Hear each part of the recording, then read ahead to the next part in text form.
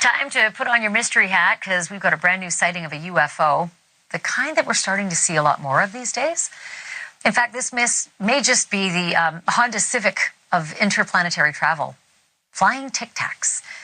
Tonight we have another Tic Tac show, courtesy of investigative journalist Jeremy Corbell and the co-host of his podcast, George Knapp. They got their hands on some video from a U.S. warship off the coast of Southern California. What you're about to see happened back in Feb of 2023. A witness describes what he saw.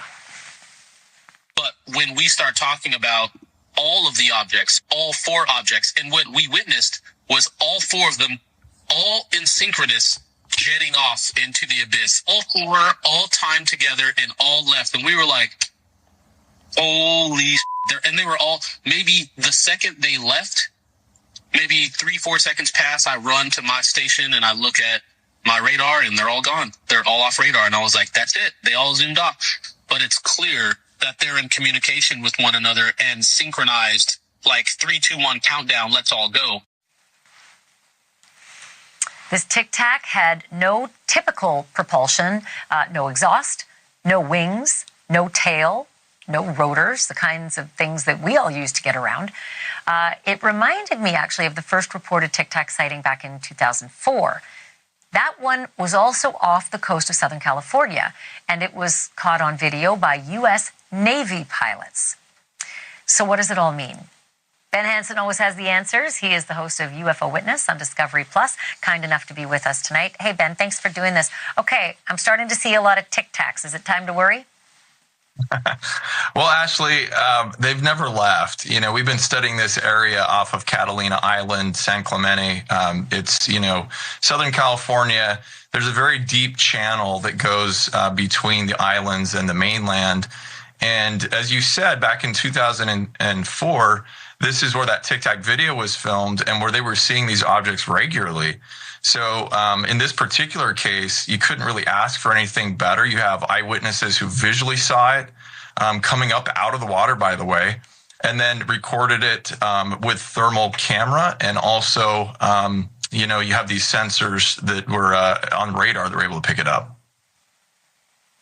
It's hard to see in the video, but the witness talked about somewhere around 4 of these guys flying in formation. I'm only able to really see one, and I'm not sure the viewers can see better than I do, but talk to me about this business about formation. I'm not sure we've seen multiple Tic Tacs before.